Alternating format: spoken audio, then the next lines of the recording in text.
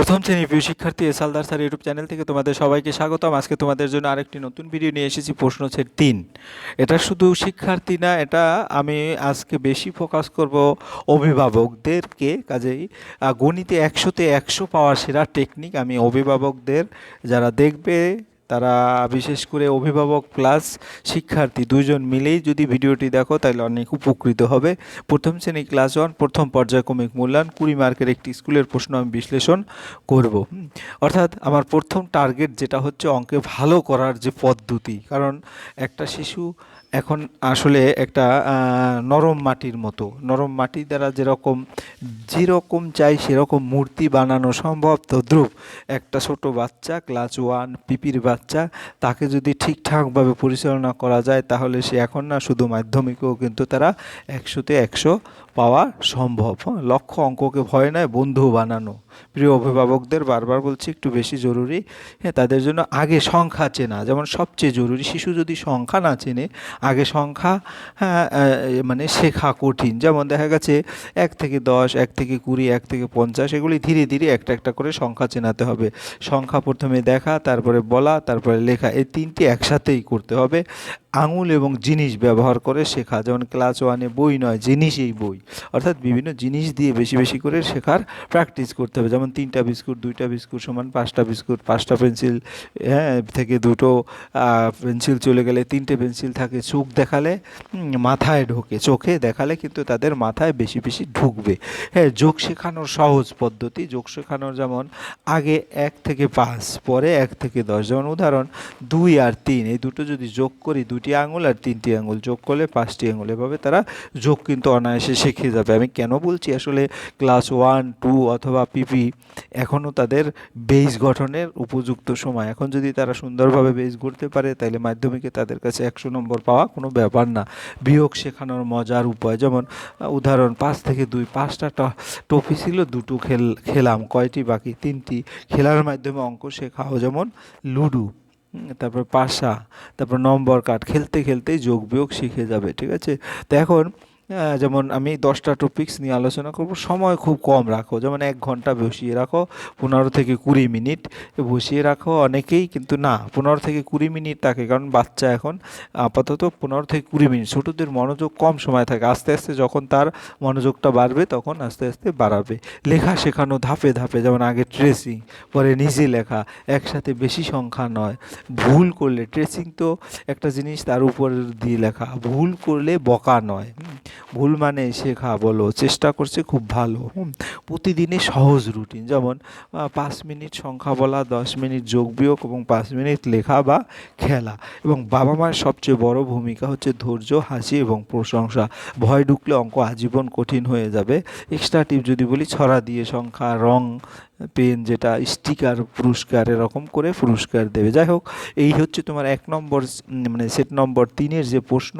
আসলে প্রশ্নটি ক্লাস 1-এর জন্য, কিন্তু ক্লাস 1-এর যে বেসিক লেভেলটা পাশাপাশি সেটাকেও আমি এই ভিডিওর মাধ্যমে বিশ্লেষণ করব।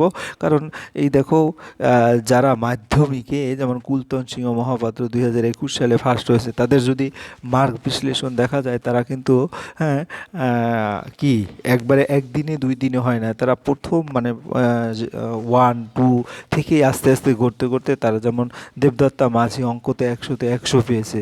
আশা করি এখন থেকে যদি সিরিয়াসলি অভিভাবকরা যে সিস্টেম পদ্ধতি সেটা যদি ঠিক রাখে, তাহলে তারাও একদিন ভালো করবে। এই কারণে আমি ডেলি বেসিস কিছু কর্ম, আমি প্রশ্নটা একটু পরে দেখাচ্ছি।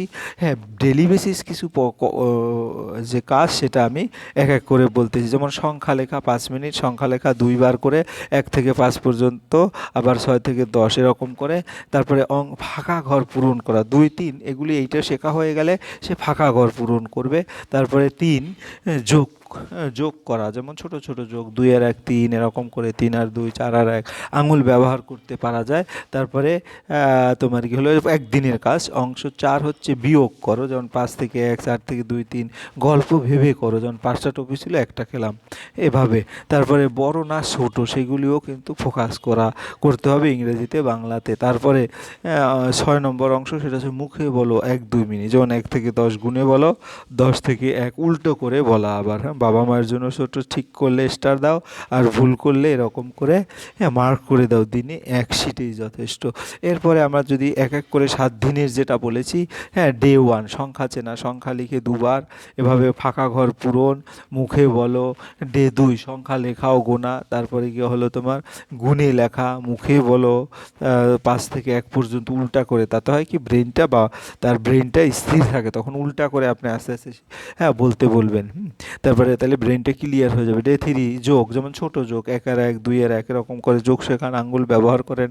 আমি এই কথাগুলি পিপি বাচ্চাদের জন্য কিন্তু ব্যবহার করা যায়। যেমন ডে 4 বিয়োগ, ছোট ছোট বিয়োগ, যেটা গল্প ভেবে করো। ডে 5 বড় না ছোট সেটা, অর্থাৎ ডে ডে ধরে আপনার আগান। একসাথে অনেকগুলি দিলে ছোট বাচ্চা একবারে গুলিয়ে ফেলবে। তাই সংখ্যা লেখা, যেমন 7 8 9, আপনি মুখে বললেন 7 লেখো, 8 লেখো, এরকম করে। রিভিশনও খেলাধুলা, মুখে বলো, এরকম করে লেখা 1 থেকে 10 মুখে বলা, তারপর যোগ করা এবং পুরস্কার দিন। যখন সে ভালো করবে তাকে পুরস্কার দেওয়ার ব্যবস্থা করুন। বাবা মায়ের জন্য চাপ নয়, খেলতে খেলতে শেখাও, ভালো করে প্রশংসা করো। যাই হোক, আমি এখন সরাসরি প্রশ্ন বেসিস যাব, কিন্তু যারা এখনও আমার চ্যানেলটিকে সাবস্ক্রাইব করনি তারা এখনই চ্যানেলটিকে সাবস্ক্রাইব করে বেল আইকনটি প্রেস করে দাও। এরকম আরও মজার মজার টপিকস নিয়ে, শিক্ষণীয় বিষয় নিয়ে হাজির হব।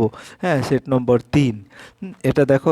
এখন সরাসরি আমরা দেখব এক এক করে যে কি প্রশ্ন আসছে। এভাবে যদি ভালো করে শেখা যায় তাহলে তোমাদের অঙ্ক কোনো ব্যাপার না। যেমন এখানে ছবি গুণে মেলাও, অর্থাৎ এখানে 1টি 2টি 3টি, অর্থাৎ 3টি বিড়াল আছে, তাই 3টি বিড়ালের সাথে মিল যদি আমি দেখি তাহলে 1 1 2 3, অর্থাৎ এর সাথে মিল এটার সাথে, ঠিক আছে।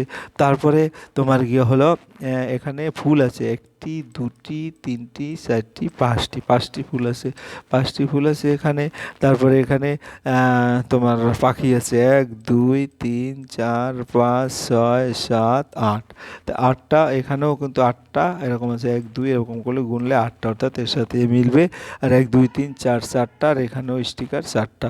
এরপরে সঠিক সংখ্যার সিঁড়ি তৈরি করে, যেমন 5-এর পরে কী হবে 6, 6-এর পরে 7 আছে, 7-এর পরে 8 হবে, এটা 8 হবে, ঠিক আছে। এরপরে 9, এরপরে এখানে কি আছে, এখানে আছে আসলে কি তোমার এখানে 5 হবে, আর এখানে 6 আছে, এখানে 7 হবে, ঠিক আছে। এরকম করে তোমরা লিখে নেবে 8। এরপরে আমরা যদি যাই, ছোট্ট থেকে বড় সাজাও, সেটা বলেছে।